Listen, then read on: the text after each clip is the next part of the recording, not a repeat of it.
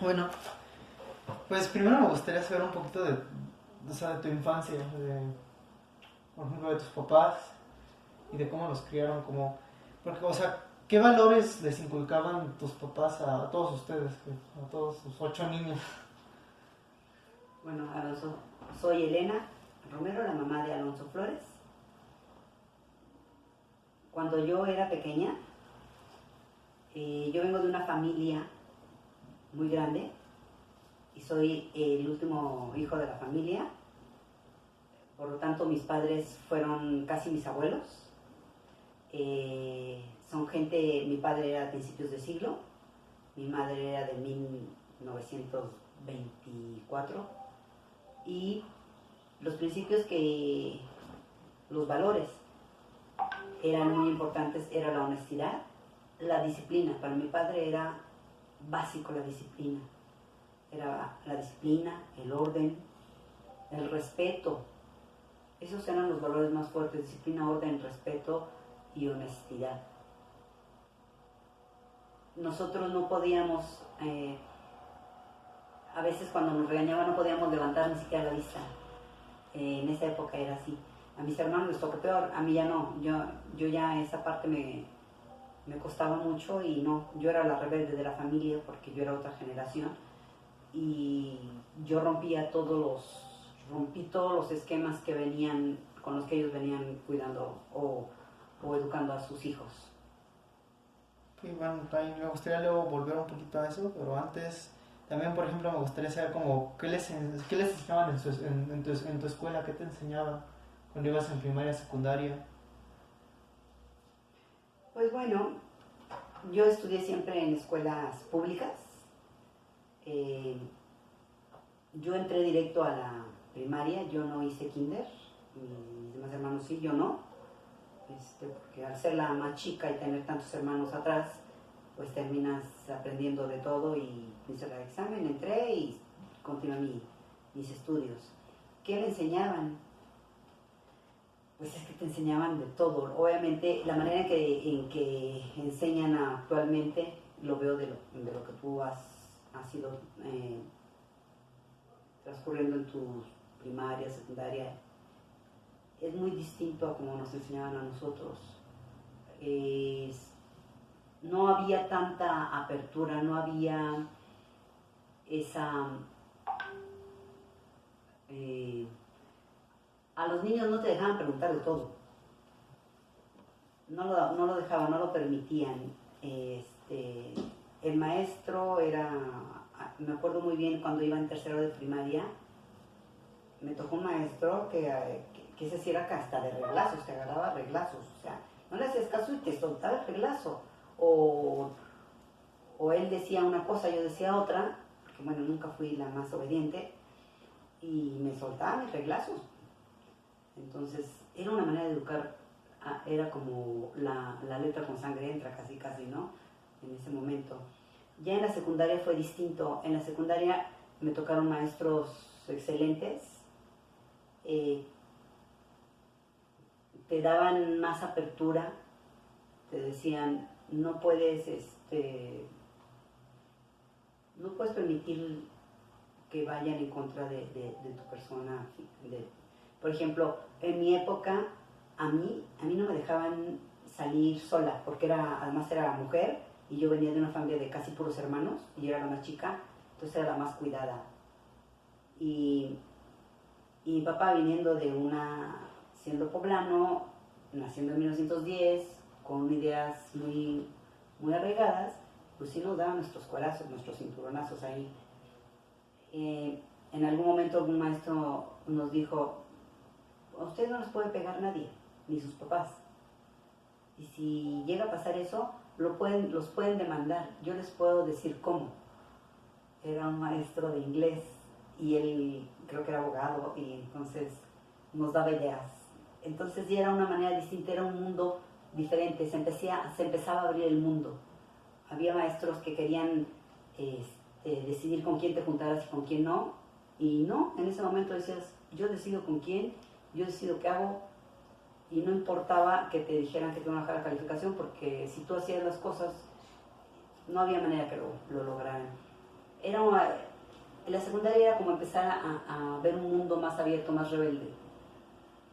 Era como un despertar. Era distinto.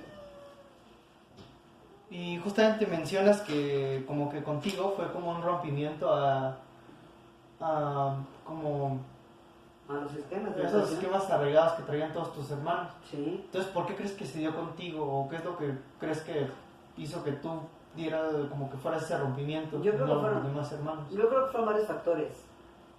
Uno, por ejemplo, mis hermanos, los más grandes, saludaban a mi papá hasta de beso en la mano. Así era antes. Y no es que fuera malo, simplemente eran costumbres. ¿Qué pasó conmigo? Yo fui la más chica de 8 hermanos. Yo era la única mujer prácticamente. Uno, fue alguien muy querido. 2, ya después de 8 hijos, ya los agarré cansados. Era otra época de la vida, en la que crecieron mis hermanos mayores y en la que yo crecí. Era ya otra generación. ¿A qué te refieres con eso de que era otra generación? Sí, cada generación va rompiendo ciertos estereotipos. Va haciendo brecha hacia otras, incursionando hacia otras cosas. Yo no me imagino a mi hermano el mayor ni contestándoles, ni levantando la voz, ni nada a mis papás, ni tampoco tratando de hacer cosas diferentes a las que era correcto hacer un niño o una niña. No se podían romper esos estereotipos. Yo llegué a romper estereotipos. A mí no me gustaba jugar con muñequitas. A mí me gustaba jugar a lo que jugaban mis hermanos. Si jugaban luchas, yo quería jugar luchas. Si jugaban a correr, yo quería correr. No importaba que me cayera o que fuera la más chica, la que fuera, entre comillas, la más débil, pero lo que generé ahí fue un gran espíritu competitivo. Porque yo quería siempre estar al nivel de ellos, aunque fuera la más chica. Y siempre quise hacer no solamente eso, quise hacer más.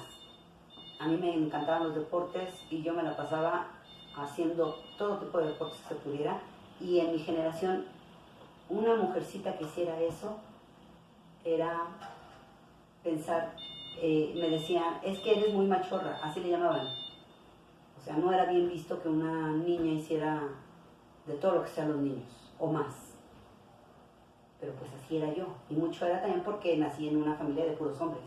Crecí en una familia de puros hombres. Entonces, esos eran uno de los factores que venían de una familia de puros hombres, que era alguien, pues de alguna manera consentida dentro de los estándares de consentimiento que se pudieran manejar. Era la más chica, era la única niña. Entonces, todo eso como que me daba el carácter o la motivación para ir ahí más adelante, para romper esquemas preestablecidos. Me acuerdo muy bien, mi papá alguna vez le habló fuerte a mi mamá. Mi papá nunca y mi mamá nunca se discutían. Eso no pasaba. Una vez pasó y yo me interpuse.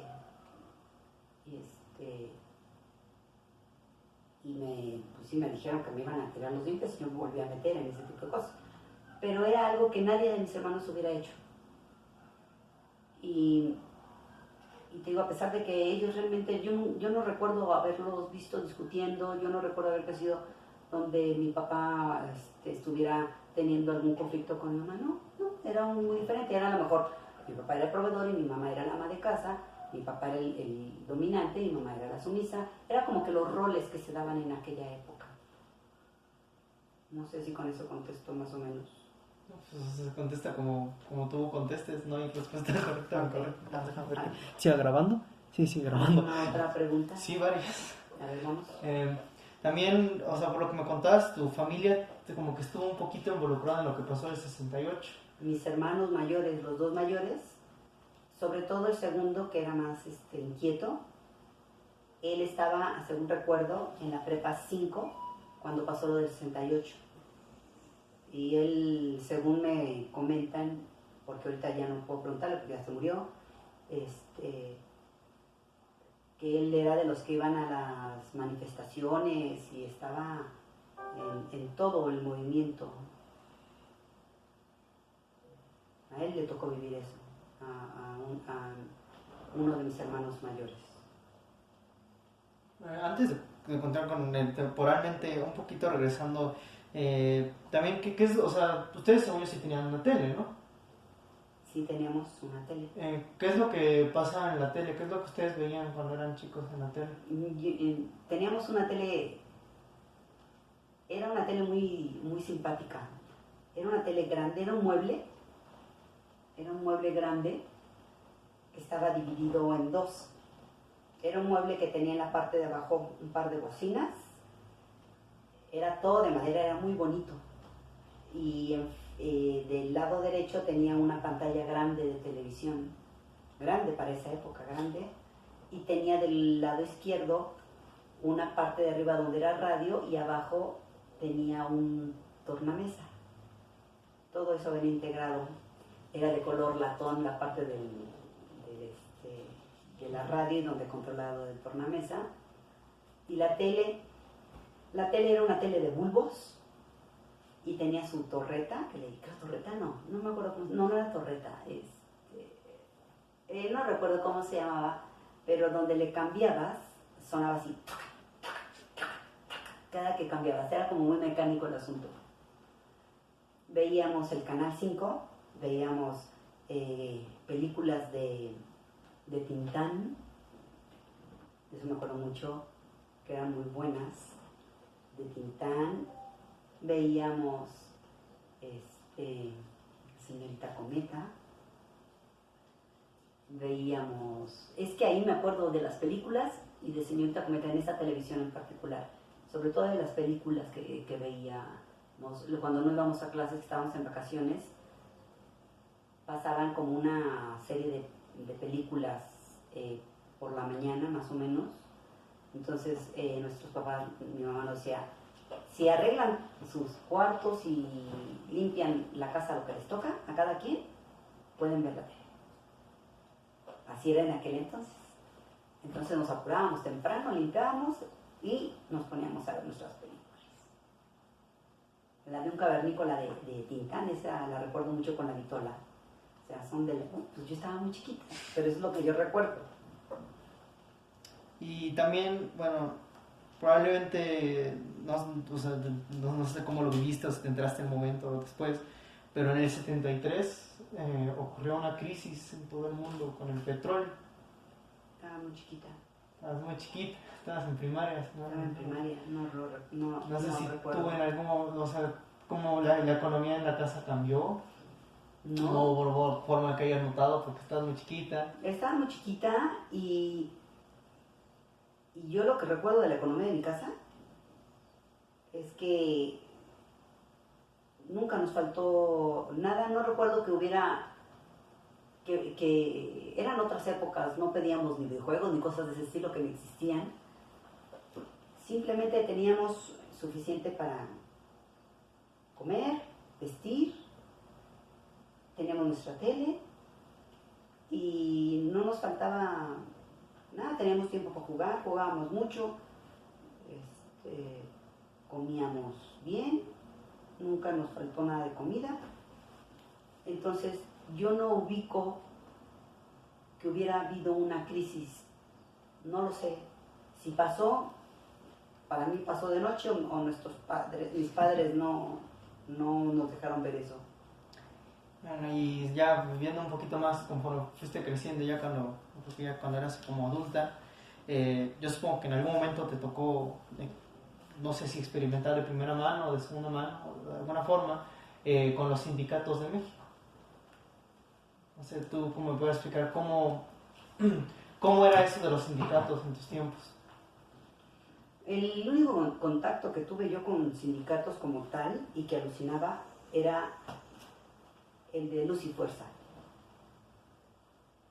que antes existía Luz y Fuerza y la Comisión Federal de Electricidad, y cuando tenía que hacer algún trámite era espantoso y era frustrante ver a la gente en las compañías que no hacían nada, que tenían mucha gente esperando para que solucionaran algo, y era tal la burocracia, y era el pretexto de hacer tal o cual cosa, ¿no? Que tenían cualquier cantidad de requisitos, y era frustrante ver que no podías avanzar. Ese fue como mi contacto con la parte sindicalizada.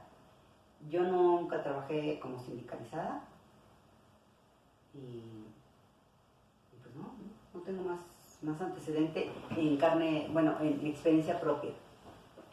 Obviamente veías, y cuando estaba Fidel Velázquez, que era el máximo exponente de los sindicatos,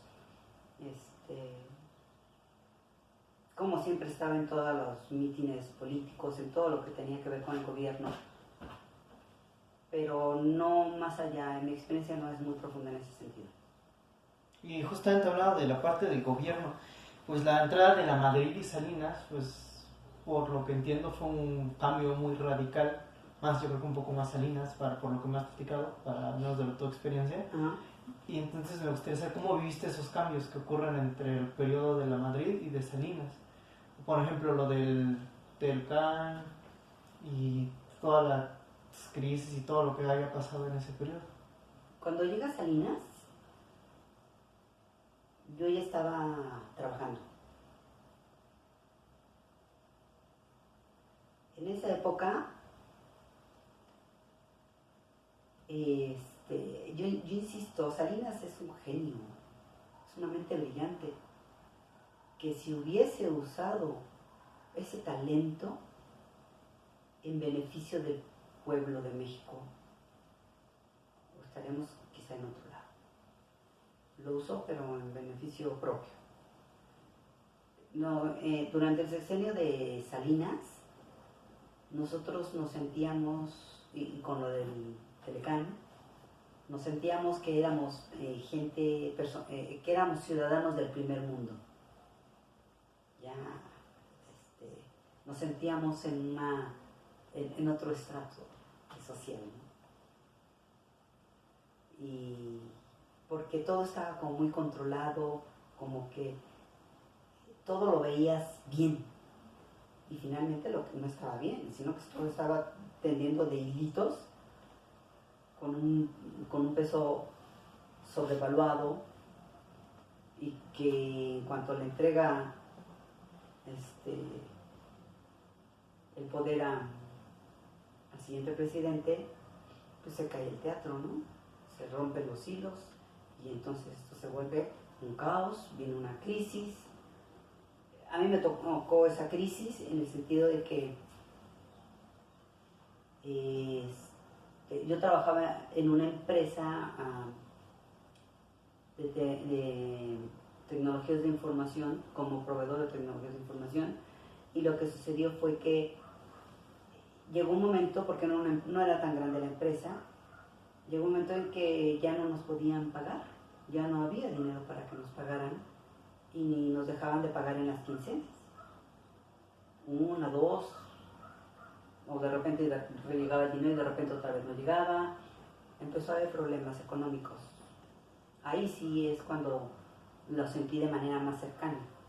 Y yo creo que las empresas más grandes también impactó, pero no como las empresas medianas, como la que yo estaba. Ahí sí el impacto era más fuerte, porque a pesar de que nosotros teníamos como clientes a empresas del gobierno, a bancos y demás, el flujo de efectivo no estaba llegando. Bueno, y también con eso de la crisis y todo esto, pues también entra lo del EZLN, ¿no? Sí. ¿Cómo fue la percepción de este grupo por parte de tu grupo cercano y de ti? Bueno, como en su momento cuando entra el EZLN, pues nadie lo esperaba, porque él inaugura un año y se lanza el 1 de enero. Y con una revuelta, un levantamiento allí en Chiapas, porque lo que buscaban era justamente igualdad. ellos siempre buscaron ser como una extensión del mismo lema de lo que buscaba Zapata. ¿Y cómo lo percibíamos? Primero era así como que el subcomandante Marcos, el sex symbol de todas las mujeres de México. Eso era muy simpático porque pues él traía su pasamontaña y traía su pipa y su como boina que manejaba. Era como un símbolo, era un símbolo no solamente un sex symbol, sino que era un símbolo o tipo Zapata que representaba a todas aquellas comunidades que vivían en la pobreza y había hecho un movimiento organizado militar que nadie esperaba, ¿no? Y había muchas expectativas de que siguiera y que se lograra una justicia hacia la gente más necesitada, que es la gente del sureste. Y arrancó muy bien, y sí había obviamente, era como una guerra ya interna en el país, que tenían que apagar eso, a como de lugar el gobierno.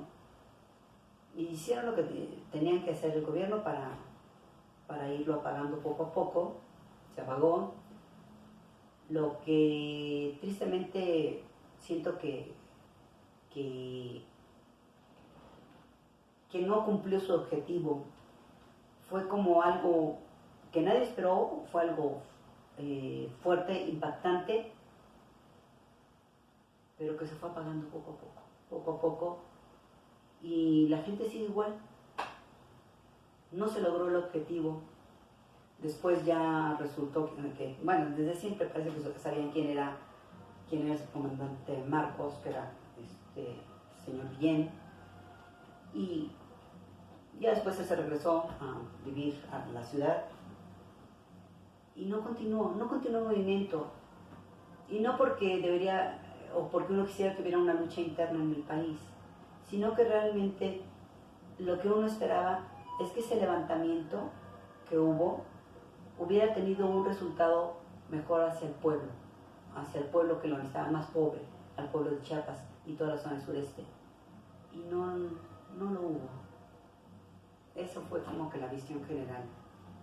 Se esperaba más de algo, no porque hubiera guerra, sino que porque hubiera más justicia, hubiera mejor repartición y que cambiara la situación de la gente que está allá, y no cambió.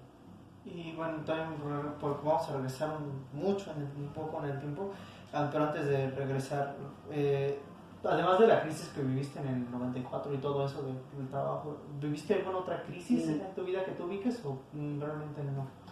Y no, porque a lo mejor otra crisis, pero fue otra crisis más personal, derivada de la separación de cuando me separé de tu papá, pero eso no cuenta. No, pero es diferente. Esa no es de impacto nacional. Y pues supongo que conocerás el concepto de Guerra Fría, o más o menos lo tendrás ubicado, ¿no? O sea, ustedes, ¿desde cuándo tienes ubicado este concepto, más o menos? ¿Es un concepto reciente que tienes ubicado o ya lo tienes desde hace...? Pues mira, mi fuerte no es la historia.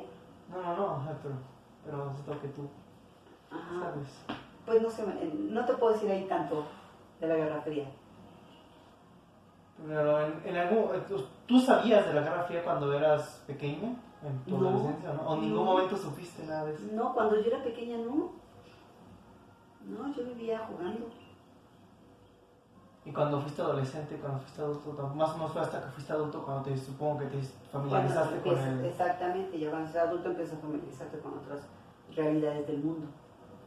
¿Cuál fue tu primer contacto con este concepto de Guerra Fría? Pues no sé decirte en qué momento exacto. Sí, no sé el momento exacto. No. Más o menos. No te podría contestar esa pregunta. ¿Qué es lo que recuerdas de Guerra Fría? ¿O qué es lo que tú tienes en la mente de que es la Guerra Fría? Pues no sé. Pues no te lo podría definir muy claro. No, pero ¿qué es lo que tú tienes de concepto? Mejor dime, o sea, como concepto de diccionario, ¿quieres o No, qué quieres? tu No concepto entiendo. personal. Pues es que es algo que no tengo en O mente. lo que entiendes por Guerra Fría, lo que conoces de la Guerra Fría, por más pequeño que sea. Pues lo que yo conozco de Guerra Fría es un conflicto interno en un país. Ok. Ajá. Y por último, todos somos, supongo que hemos oído alguna vez en nuestras vidas el concepto de capitalismo y de comunismo, ¿no? Me gustaría que tú me dijeras qué conoces de estos dos conceptos y cuál es tu percepción de estos dos conceptos de manera personal. Bueno, de manera personal, el capitalismo yo creo que tiene cosas que han ayudado al mundo a crecer, pero que también lo han destruido. Yo creo que el capitalismo está enfocado más en la riqueza económica y de unos cuantos, y que no muchas veces el extremo de estas ideologías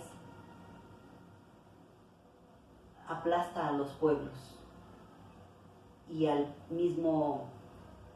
misma riqueza natural del planeta, porque a veces no importa si explotas una mina, si al hacer esa explotación de esa mina, es por un ejemplo,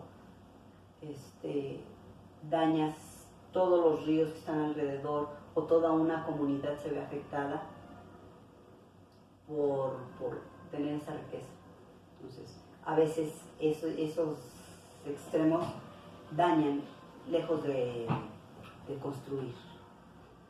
Y el comunismo, pues el comunismo también es tratar de alguna manera igualar las circunstancias de todos.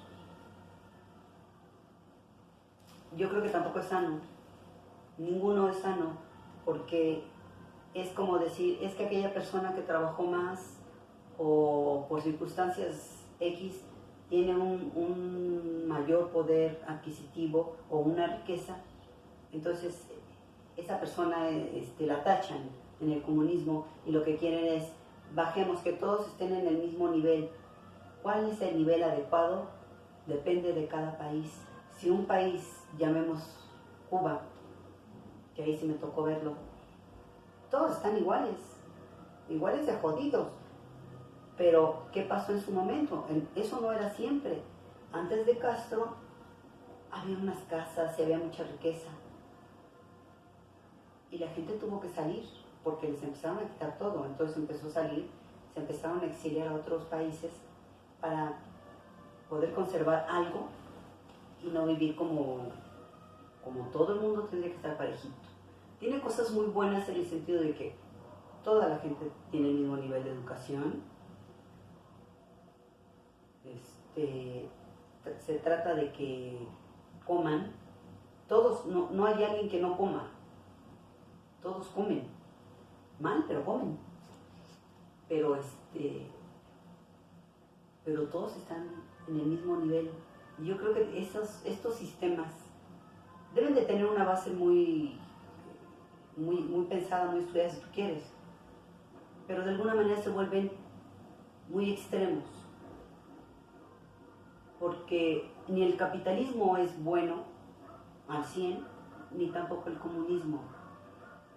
Y el tratar de buscar una mezcla y algo intermedio es bien complicado porque el capitalismo tiene muchos intereses económicos y hay una gran lucha de poderes y el poder enferma, realmente enferma. Pocos han sido los líderes que con el poder no se han enfermado y han buscado el beneficio del país. Y con el comunismo también hay poderes ahí involucrados, pero tratan de unificar a todo el mundo. Y no es posible que todo el mundo, a mí no me parece justo que si alguien que no hace nada por trabajar o salir adelante, se le trate o se le premie con una beca. Te doy una beca porque no haces nada. Pues no, mejor ponte a trabajar, te voy a dar las herramientas, o voy a abrir una empresa, voy a hacer un trabajo para que tú vengas y te incorpores. Esas actitudes que toma nuestro gobierno, por ejemplo, que tal vez parece muy comunista, no, tampoco me gustan. Bueno, eso podría ir, es una práctica muy larga el comunismo y el capitalismo. Bueno, entonces, para que no se haga tan largo, nada más por último, en tus palabras, define los dos conceptos. En tus palabras, en lo que tú comprendes de esos dos conceptos, tú das tu propia definición personal de capitalismo y de comunismo. El capitalismo, definición corta, sería